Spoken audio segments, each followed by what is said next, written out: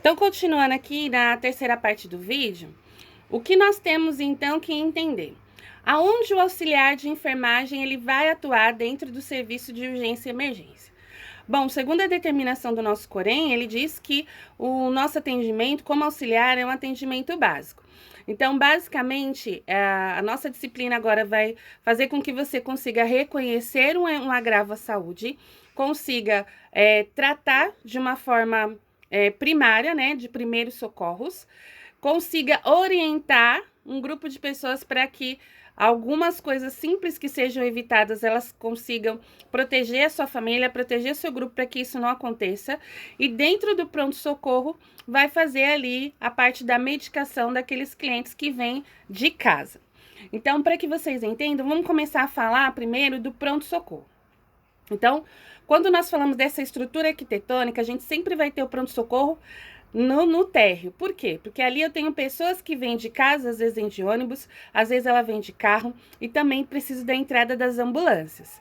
Então, a gente vai ter sempre duas entradas no pronto-socorro quando a gente fala dessa estrutura física. Eu tenho a estrada de pedestre e tenho a entrada da ambulância, que vai dar a vazão para a ala vermelha do hospital. E qual que seria a ala vermelha do hospital? Ali onde eu tenho pacientes que correm risco de morte ou pacientes que precisam de uma assistência mais especializadas. Então, dentro dessa ala vermelha, onde a ambulância vai lá, ela estaciona, eu tenho duas entradas. Uma que é para a sala de choque e a outra que é para a sala de trauma. Então, essas classificações de urgência e emergência são divididas em duas partes. Então, a gente aprendeu que quando a gente fala de choque, estou falando de um evento clínico. E quando eu falo de trauma, estou falando de alguma lesão que pode ser, né, um traumatismo ou pode ser politraumatismo, né, com evisceração, com fraturas, né, graves, com perda ou amputação de membro. Por que essas salas são divididas? Bom, vamos pensar assim de uma forma lógica. Vamos supor que você desmaiou e você não tem essa dinâmica de ir no hospital frequentemente. Você desmaiou e aí quando você acordou, você está lá numa sala no hospital.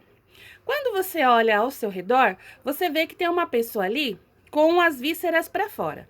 Se você for uma pessoa cardíaca, você pode até ir a óbito ali do susto que você vai levar por ver uma cena tão chocante. Então, quando a gente coloca as pessoas no trauma, a gente entende que a maioria já está inconsciente ou ela está tão focada no problema dela, não vai ter essa dinâmica. E lógico, a gente tem ali as cortinas, né? Cada box tem a sua cortina, mas para a gente até separar a equipe. Então, quando eu falo de traumatismo, eu tô falando do cirurgião geral, tô falando do traumatologista, e quando eu falo do clínico, né, eu tô falando ali da pessoa que teve algum evento abrupto, né, que ficaria ali na sala de choque.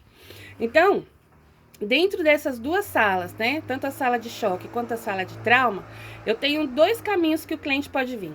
Ou ele pode vir, né, pela ambulância trazido, ou ele pode vir pela aeronave. Então, nos hospitais gerais, geralmente tem um heliponto, e lá no heliponto, né, já tem um elevador direto, sem escalas, que já vai sair ali no PS para poder ser atendido.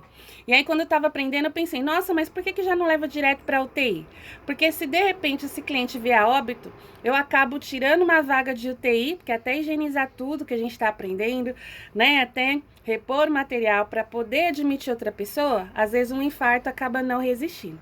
Então, eu preciso, né, ter certeza que esse paciente vai sobreviver para aí sim eu acabar encaminhando ele para o serviço. Então, eu preciso estabilizar. Primeiro, a gente já aprendeu no vídeo 1 que significa isso, e a partir do momento que eu estabilizei esse cliente, aí sim eu consigo direcionar esse cliente para outros lugares.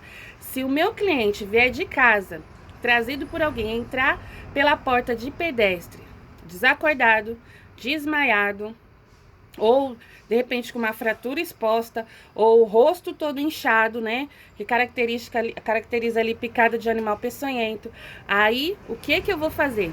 Ele não vai nem preencher ficha, eu já encaminho ele direto para a sala de choque, se for característica de choque, ou para a sala de trauma, se for algo caracterizado como trauma.